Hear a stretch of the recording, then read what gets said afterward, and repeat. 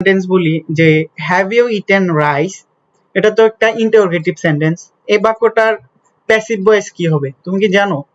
আচ্ছা, তাহলে তুমি যদি ইন্টারোগেটিভ সেন্টেন্স থেকে প্যাসিভ ভয়েস অর্থাৎ অ্যাক্টিভ থেকে প্যাসিভ করতে সমস্যা ফিল করো, এই ভিডিওটা দেখো, তাহলে আশা করি তোমার এই সমস্যার সমাধান হয়ে যাবে ইনশাআল্লাহ। তো সকলকে বলে রাখছি, যদি আমার চ্যানেলে নতুন হয়ে থাকে অবশ্যই আমার চ্যানেলটি সাবস্ক্রাইব করবে, আর যদি ভিডিওটি ভালো লাগে অবশ্যই শেয়ার করবে।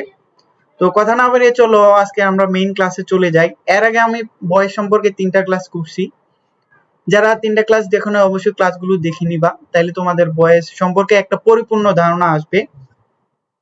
তো এখানে আজকে করব হচ্ছে ইন্টারোগেটিভ সেন্টেন্স থেকে প্যাসিভ ভয়েস কোন নিয়মে করব। দেখো বইয়ের মধ্যে অনেকগুলো নিয়ম লেখা আছে, অর্থাৎ প্রথমত ইন্টারোগেটিভ সেন্টেন্সটাকে তুমি অ্যাসার্টিভ করো, তারপর হচ্ছে এটাকে তুমি ভয়েস আকারে রূপান্তর করো, তারপর আবার এটাকে ইন্টারোগেটিভ আকারে তুমি এটা সাজাও।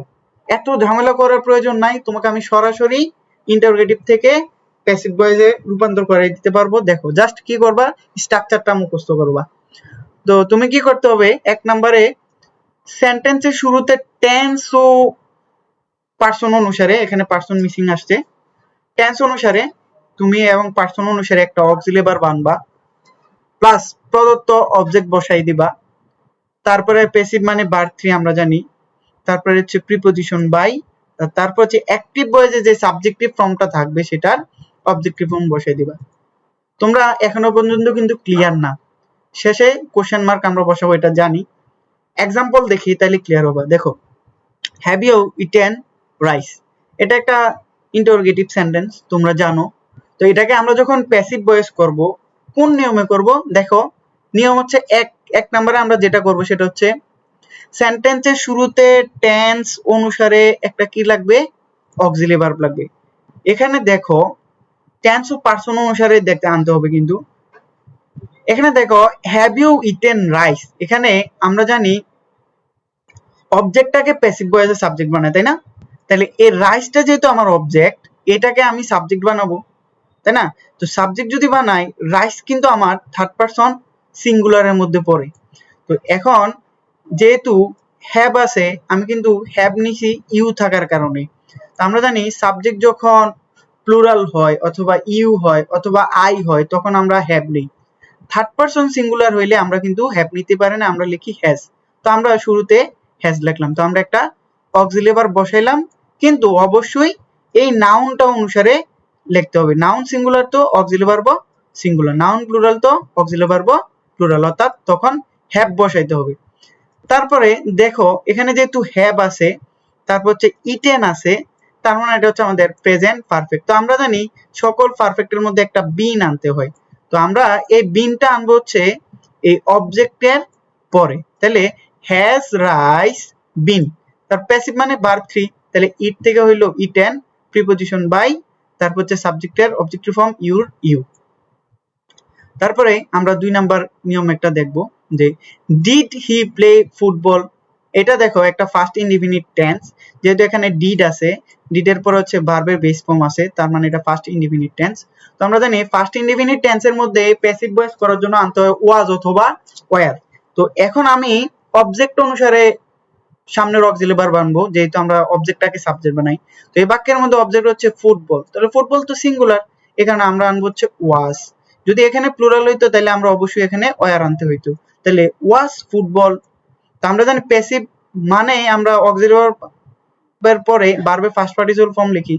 এই যে এখানে প্লে আছে, প্লে এর ফার্স্ট পার্টিসিপল ফর্ম হচ্ছে প্লেড, তারপর হচ্ছে প্রিপজিশন বাই, যেহেতু এখানে হি আছে, হি এর অবজেক্টিভ ফর্ম হচ্ছে হিম, তাহলে ওয়াজ ফুটবল প্লেড বাই হিম। এখানে হবে হচ্ছে একটা কোশ্চেন মার্ক। পরে 3 নাম্বার বাক্যের মধ্যে যদি খেয়াল করো, does she write a letter, এখানে আবারও দেখতে হবে এর লেটার অনুসারে আমরা সাবজেক্ট নিব। যেহেতু ডাজ আছে তার মানে এটা হচ্ছে প্রেজেন্ট ইনডিফিনিট টেন্স। তো এই লেটার যেহেতু সিঙ্গুলার, আমরা সিঙ্গুলার জন্য অ্যাক্টিভ ভয়েস থেকে প্যাসিভ করার সময় যখন এটা প্রেজেন্ট ইনডিফিনিট হয় তখন আমরা কি আনি, এম ইজ আর। যেহেতু এই লেটার সিঙ্গুলার তাহলে আনবো হচ্ছে ইজ, তাহলে ইজ। আর প্লুরাল হলে অবশ্যই আর আনতাম, তাহলে ইজ এ লেটার। তারপরে আমরা জানি প্যাসিভ মানে ভার্ব 3, তো আমরা লিখলাম write wrote written. Is a letter written, তারপর হচ্ছে প্রিপজিশন বাই, সি থাকার কারণে অবজেক্টিভ ফর্ম হচ্ছে হার। আশা করি সকলে বুঝতে পারছো। তো আমরা এখানে ইন্টারোগেটিভেরও কিন্তু কিছু ব্যতিক্রম নিয়ম আছে যেগুলো আমাদের পরীক্ষায় আসে। তো আমরা এখানে ইন্টারোগেটিভের ব্যতিক্রম নিয়মগুলো দেখব আজকে। যে লেখা আছে হু যুক্ত ইন্টারোগেটিভ সেন্টেন্সকে প্যাসিভ ভয়েস করতে আমরা কিছু নিয়ম ফলো করতে হবে। যেমন হু এর পরিবর্তে লিখতে হবে বাই হুম, তারপর হচ্ছে টেন্স ও পার্সন অনুসারে অক্সিলিয়ারি ভার্ব আনতে হবে, সাবজেক্ট আনতে হবে, তারপর হচ্ছে ভার্বের ফার্স্ট পার্টিসিপল ফর্ম, শেষে প্রশ্নবোধক চিহ্ন। এক্সাম্পল দেখলে আমরা বেশি ক্লিয়ার হই। যেমন দেখো এখানে লেখা আছে হু ইজ কলিং মি, এটা একটা ইন্টারোগেটিভ সেন্টেন্স এবং শুরুতে হু আছে। তো আমরা জানি সেন্টেন্সের মধ্যে হু থাকলে হু এর পরিবর্তে লিখতে হবে বাই হুম, তো আমরা লিখলাম হু এর পরিবর্তে বাই হুম। তারপরে কাজ হচ্ছে একটা অক্সিলিয়ারি ভার্ব আনতে হবে। যেহেতু এখানে লেখা আছে হু ইজ কলিং মি, তার মানে এটা হচ্ছে ইজ আছে এখানে আর ভার্বের সাথে আইএনজি, এটা হচ্ছে প্রেজেন্ট কন্টিনিউয়াস। তো আমরা জানি এখন যেহেতু এটা ইন্টারোগেটিভ আকারে সাজাইতে হবে, আমরা শুরুতে অক্সিলিয়ারি ভার্ব আনতে হবে। হু এর পরিবর্তে আনলাম হচ্ছে বাই হুম, হু এর পরিবর্তে কি আনলাম বাই হুম।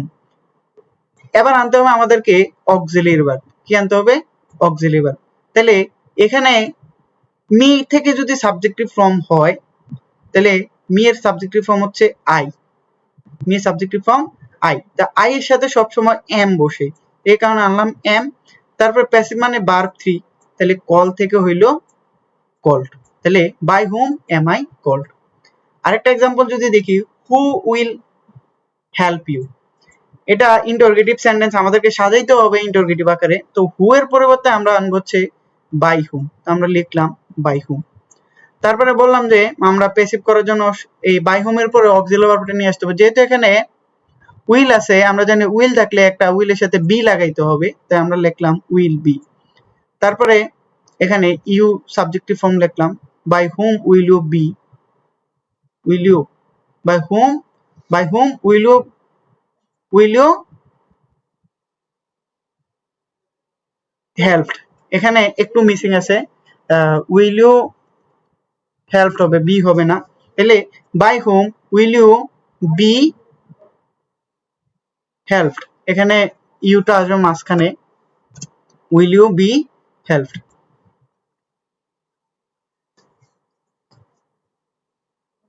পরে 2 নাম্বারটা দেখো, এখানে লেখা আছে হু উইল হেল্প ইউ। তো আমরা জানি হু থাকলে প্যাসিভ করার জন্য লিখতে হবে বাই হুম, আমরা লিখলাম বাই হুম। তারপর অক্সিলিয়ারি ভার্ব আনতে হবে উইল, তাই আমরা লিখলাম উইল। তারপরে সাবজেক্টিভ ফর্মটা সাবজেক্টটা নিয়ে আসতে হবে ইউ, আর হচ্ছে উইল থাকলে বি আনতে হয়, আমরা এটা সাবজেক্টের পরে লিখবো। আর প্যাসিভ মানেই ভার্ব 3, তো আমরা লিখলাম এখানে হেল্প থেকে হেল্পড। তারপরে আরেকটা एग्जांपल লেখা আছে এখানে who will be writing a poem, এটা হচ্ছে ফিউচার কন্টিনিউয়াস টেন্সে আছে। তো আমরা জানি হু থাকলে লিখতে হবে বাই হুম, তো আমরা লিখলাম বাই হুম। তারপর আনতে হবে অক্সিলিয়ারি ভার্ব, তো আমরা লিখলাম উইল। আমরা কিন্তু পরে যে অক্সিলিয়ারি ভার্বটা আনি অর্থাৎ প্যাসিভ করার জন্য যে অতিরিক্ত এখানে বিং আনতে হইতো, হ্যাঁ, এটা এখানে কি আনবো সাবজেক্টের পরে নিয়ে আসতে হবে, অর্থাৎ অবজেক্টটা আগে নিয়ে আসতে হবে। তাহলে এই poem, by whom will a poem, যেহেতু এখানে বি আছে প্লাস ভার্বের সাথে আইএনজি আছে, তাহলে এখানে বি প্লাস বিং, ভার্বের সাথে আইএনজি থাকলে আমরা বিং আনি, তাহলে বিং রাইট রুট রিটেন, এখানে রাইটের ফার্স্ট পার্টিসিপল ফর্ম হইছে রিটেন। শেষে অবশ্যই আমাদেরকে দিতে হবে একটা প্রশ্নবোধক চিহ্ন। তো এটা ছিল আমাদের ব্যতিক্রম নিয়ম। আরো দুইটা নিয়ম আছে, দুইটা তিনটা নিয়ম আছে এখানে প্যাসিভ ভয়েস করার সময় ইন্টারোগেটিভ থেকে। এবার উল্টা, যদি হোম থাকে তাহলে আমরা শুরুতে হু লিখব।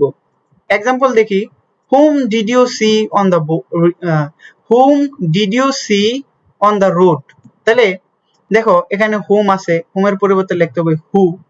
যেহেতু এখানে ডিড আছে তার মানে আমি ধরে নিলাম হচ্ছে আমাদেরকে ধরে নিতে হবে এটা ফার্স্ট ইনডিফিনিট টেন্স। তো হু এর পরে আমাদেরকে একটা অক্সিলিয়ারি ভার্ব আনতে হবে ওয়াজ, যেহেতু এটা ফার্স্ট ইনডিফিনিট টেন্স। হু এর পরে অক্সিলিয়ারি ভার্ব সাধারণত সিঙ্গুলার হয়, তাইলে হু ওয়াজ। প্যাসিভ মানে ভার্ব 3, তাহলে হু ওয়াজ সিন, তারপর হচ্ছে এক্সটেনশন অংশ অন দা রোড, তারপর হচ্ছে প্রিপজিশন বাই, তারপর হচ্ছে অবজেক্টিভ ফর্ম, তাহলে বাই ইউ। আশা করি বুঝতে পারছো। আরেকটা দেখো, home is he teaching English. তো আমরা জানি হোম থাকলে হোমের পরিবর্তে আনতে হবে হু, তাহলে আমরা লিখলাম হু। তারপরে আমাদের এখানে হু ইজ, এখানে যেহেতু ইজ আছে আবার টিচিং আছে, ভার্বের সাথে আইএনজি আছে, এটা কন্টিনিউয়াস। তো আমরা জানি কন্টিনিউয়াস হইলে ইজ বিং আসে, অর্থাৎ আর বিংও আসতে পারে, এম বিংও আসতে পারে। যেহেতু এখানে আমি বলছি যে হু এর পরে সাধারণত অক্সিলারি ভার্বটা সিঙ্গুলার হয়, তাহলে আমরা এখানে নিলাম হু ইজ বিং। প্যাসিভ মানে verb 3 teach, taught, taught, taught, তারপর হচ্ছে এক্সটেনশন অংশ English, who is being taught English, preposition by, তারপর হচ্ছে শেষে এখানে হি থেকে হইল অবজেক্টিভ ফর্ম হিম। আশা করি সকলে বুঝতে পারছো। আরেকটা দেখো রুলস নাম্বার 3 তে, অর্থাৎ নোট 3 তে, হোয়াটে থাকলে আমরা প্যাসিভ ভয়েস করার সময় কি করব।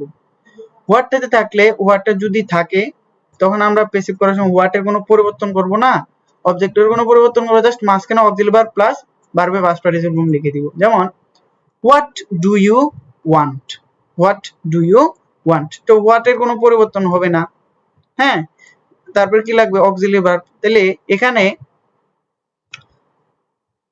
তোমার কি চাই, তাহলে হোয়াট এর পরে আমরা ভার্বটা নিব সিঙ্গুলার, তাহলে হোয়াট ইজ, প্যাসিভ মানে ভার্ব 3, তাহলে ওয়ান্ট থেকে হইলো ওয়ান্টেড, প্রিপজিশন বাই, তো ইউ হচ্ছে আমাদের অবজেক্টিভ ফর্ম লিখতে হবে, what is wanted by you.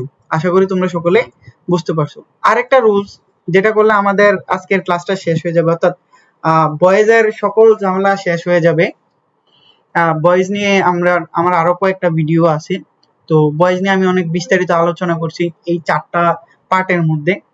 এখানে দেখো, এটা যদি কমপ্লেক্স সেন্টেন্স হয় তাহলে প্যাসিভ করার জন্য কিন্তু আমরা দুইটা অংশকেই প্যাসিভ করতে হবে। যেমন I know that he did the work, তাহলে এটা হচ্ছে, এখানে দেখো একটা ক্লোজ মার্কার আছে দ্যাট, আমরা জানি দ্যাট যদি কোনো বাক্যের মধ্যে থাকে আমরা এটাকে কি ধরি, আমরা এটাকে আমরা ধরবো হচ্ছে এই যে এই বাক্যটাকে, এই দ্যাটটাকে ধরবো হচ্ছে আমরা একটা ক্লোজ মার্কার।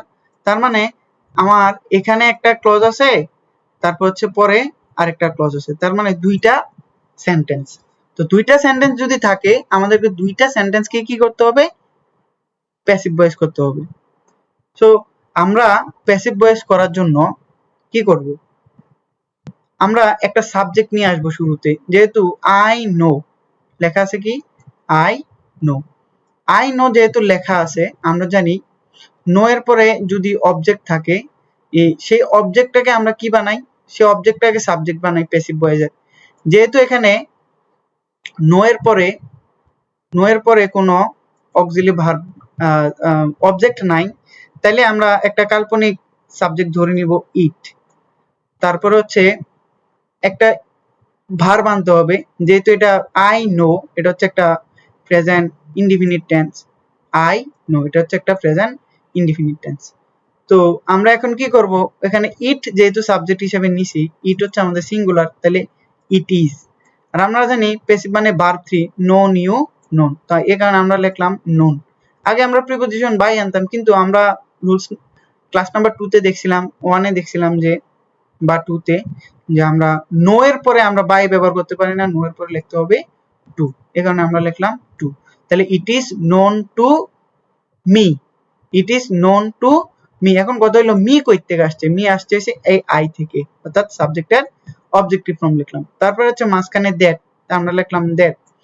তারপরে আবারও এই বাক্যটাকে প্যাসিভ ভয়েস করতে হবে, অর্থাৎ অবজেক্টটাকে সাবজেক্ট বানিয়ে দেবো, আমরা লিখলাম দা ওয়ার্ক। এখানে কিন্তু অবজেক্ট আছে, হি ডিড দা ওয়ার্ক, এই কারণে অবজেক্টের সাবজেক্ট বানিয়ে নিলাম দা ওয়ার্ক। যেহেতু এখানে ডিড আছে, ডিড হচ্ছে একটা আমাদের ফার্স্ট টেন্স, তাহলে দা ওয়ার্ক যেহেতু সিঙ্গুলার আনলাম হচ্ছে ওয়াজ।